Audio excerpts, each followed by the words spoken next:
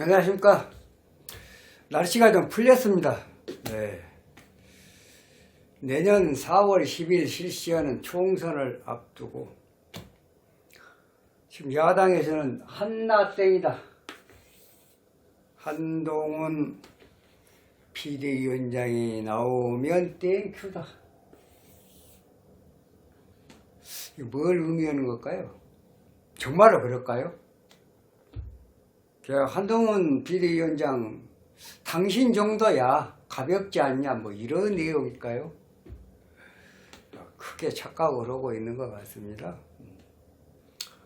지금 대한민국의 명문대 최고학부 출신들 중에서도 가장 엘리트라고 하는 한 분은 대통령, 한 분은 내년 총선을 준비하는 비대위원장, 비상대책위원장, 이 콤비 다들 우려하고 있습니다. 또 용산에 무슨 수직적 관계, 용산에 오다만 받아서 그래서 비대위원장을 허수아비가 아니냐, 최종적으로 무슨 주종관계, 종속관계가 아니냐, 이런 얘기까지 나오는데 천만의 말씀.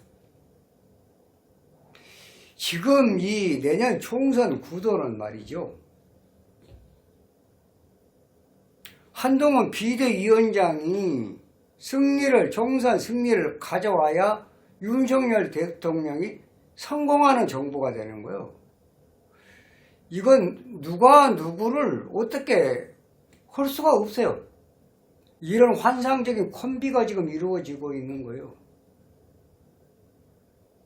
지금 더불어민주당에서는 그 말은 그렇게 해도 내심 아주 고민이 많을 거예요. 이 환상적인 콤비입니다.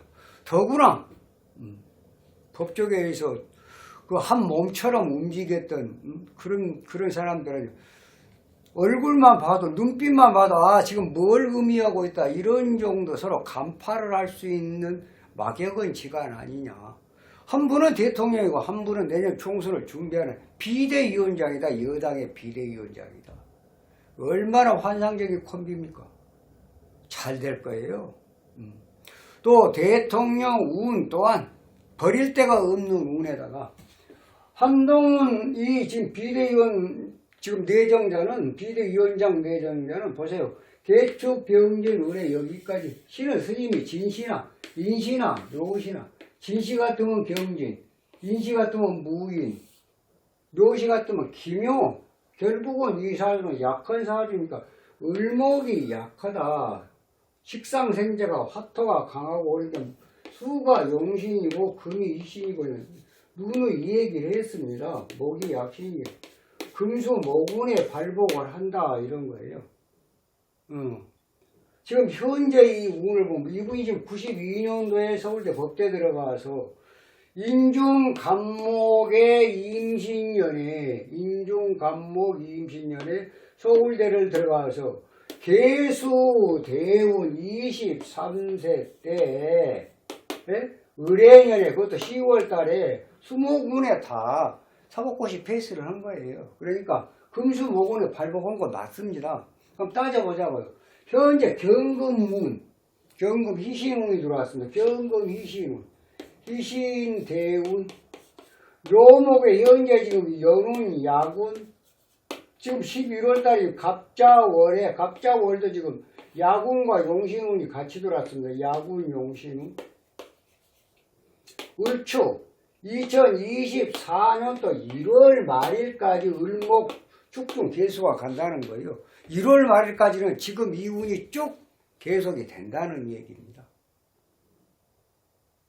한동훈의 신드롬이라고 얘기할 수 있을 만큼 지금 천지를 모르고 지금 명예가 진동하는 그런 상황, 이런 운 때문에 물론 본인의 과거 어떤 검사로서의 어떤 그런 이력도 있겠지만 운 또한 타의 추종을 불허할 정도로 잘 뜨고 있다. 대통령도 운이 잘 떠서 대통령이 당선이 되었고, 한동훈 비대위원장 내정자도 이제 29일인가 뭐 발족을 한다고 하죠. 여기 역시 대통령 운기에 못지않은 그런 운이 뜨고 있다. 환상적인 조합이다. 한나땡이 아니라 위험한 한나땡이다. 반전이다. 틀림없이 반전이 일어날 것이다. 자, 우선 이제 비대위 구성, 10분에서 12분 비대위 구성을 한다죠. 70년대, 80년대, 90년대. 결국은 20대, 30대, 40대, 50대를 아우르는 세대 교체. 이거 틀림없이 작품 나올 것 같습니다. 누가 될는지는 모르지만 틀림없이 좋은 작품이 나올 걸로 예상이 된다.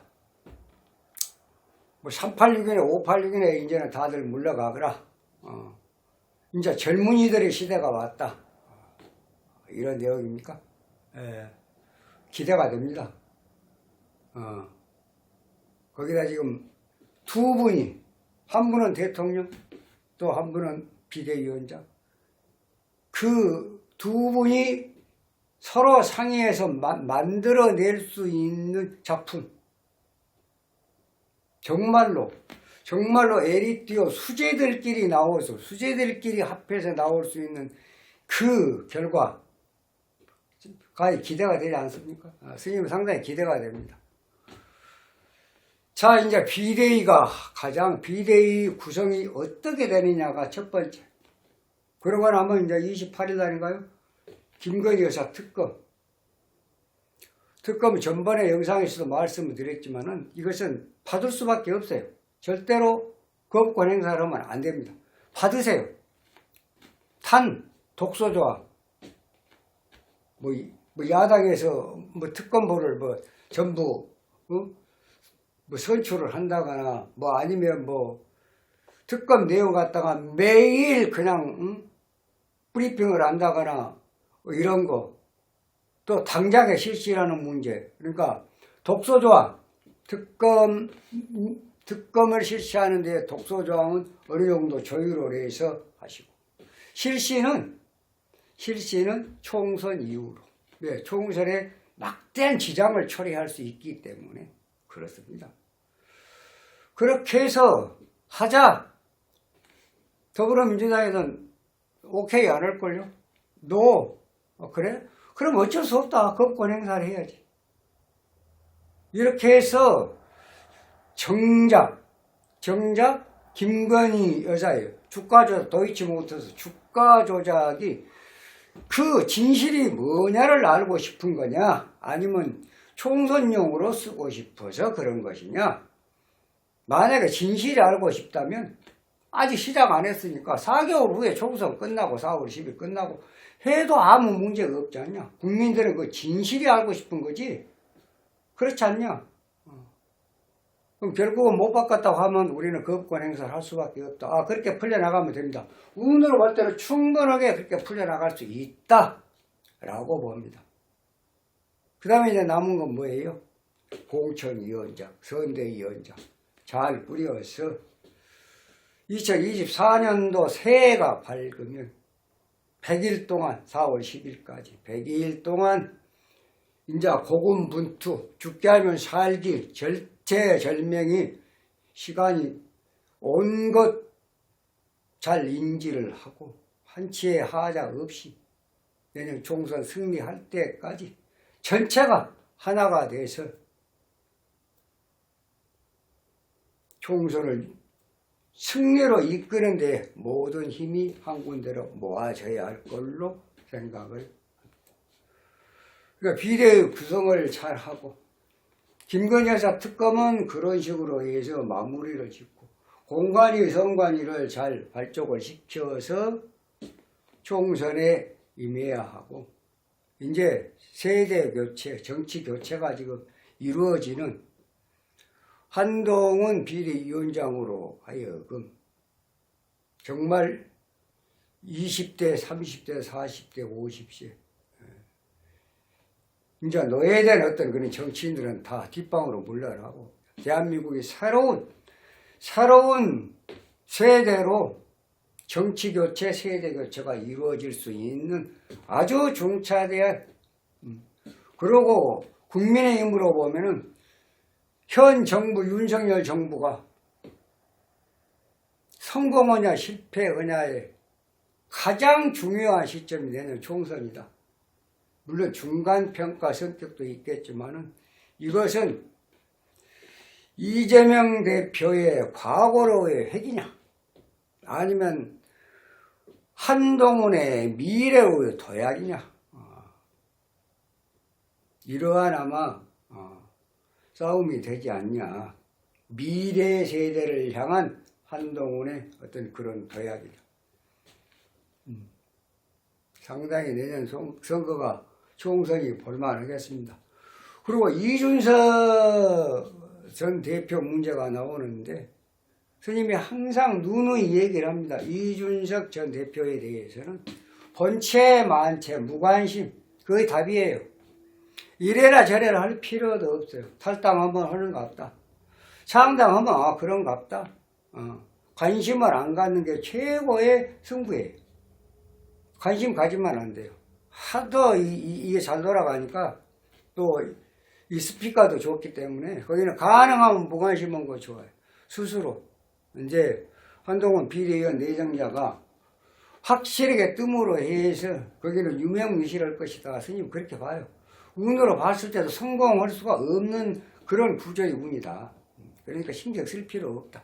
뭐 가서 누가 만나라, 뭐 통합을 해라, 데리고 와라, 어째라 그런 얘기 할 필요가 없죠. 한동훈 비대위원 내정자가 알아서 할 거예요. 알아서. 뭐 이래라 저래라 하지 마세요. 이 양반은 본인이 알아서 하지 이래라 저래라 한다 그래서 그렇게 움직인 사람도 아니에요. 대통령이 이렇게 해라. 야 동훈아 이렇게 해라. 천만의 말씀. 아니요. 그렇게 해서는 안 됩니다. 내가 성공을 해야 대통령 당신도 성공하는 정부가 되는 거니까 절대 나한테 명령을 하지 마세요. 오히려 대통령이 오라 그래가지고 이렇게 하면 어쩌겠냐. 어쩌겠나 너 생각은 어쩌냐. 아마 이러기가 더 쉬울 거예요. 뭐 수직적 관계요? 주종관계? 종속관계? 천만의 말씀. 수평도 그런 수평이 없어요. 이제는 아주 정말 잘 조화된 좀 한 쌍에 뭐라 그럴까요? 정말 잘된 조합입니다. 한나땡이 아니다. 한동훈이 나오니까 땡큐 그 말을 이제 걷어들일 때가 금방 올 거예요. 후회할 때가 금방 와. 내년 총선은 고개 쳐들면 무조건 지게 되어가고 있습니다. 지금 상당히 지금 더불어민주당 봐보세요. 신당을 창당을 한다. 언제까지 기한을 준다. 탈당을 한다. 이미 이상민 의원 같은 거 탈당했잖아요. 이제 거기는 솔직히 말해서 스님이 볼 때는 기대할 것이 없어요. 이럴 때 국민의 입에서 치고 나가고 젊은 세대로 바꾸고 비대위도 정말 깜짝 저런 분들이 진짜 한동훈의 정치는 정말 기존의 여의도 정치하고는 전혀 다른 정치구나. 기대할 만하다. 그럼 뭐요? 민심은 당연히 따라오게 되어가고 있습니다. 뭘 보여주기 식으로 어쩌고 저쩌고 한다 그래서 민심이 움직이는 게 아니에요. 중도가 움직이는 것은 기대치입니다. 미래지향적인 기대치. 한동훈 비대위원장한테 기대를 걸만하다. 그런 정도 평가하면 중도로 움직이게끔 되어가고 있습니다. 억지로 하지 마세요. 모든 것이 자연스럽게. 될라야 되는 것이지 억지로 되는 것은 결국은 화를 초래할 수밖에 없다. 이런 말씀을 드리겠습니다. 아무튼 여러분들 많이 궁금해 하시는데 이 운으로 볼 때 스님 얘기하잖아요. 정금, 대운, 희신운에, 약신운에, 달운까지 내년에 병인정묘 내년이 4월 10일인데 4월 8일까지가 묘목이에요. 그 다음에 4월 9일 날이 계묘, 4월 10일 날 선거가 갑진일이에요. 그러니까 여기까지 인묘, 대운, 일년운, 내년 갑목이잖아요. 갑진일은 갑목. 대운은 그대로 있고 갑목, 약신운에다가 1월 2월 달에 또 약신이에요. 4월 8일까지가 음력 2월 말이라고 2월 30일. 응? 그러니까 결국은 운도 대통령의 운도 비대위원 내정자 한동훈 내정자의 운도 만만치 않다. 그러니까 뭐 환상적인 그런 조합이 아닌가. 이거 지금 내년 총선 성공 못하면 식물 정도 될 수밖에 없다는 거 뻔히 알고 있어요. 용산에서도 알고 있고. 그게 어찌해야 되겠습니까?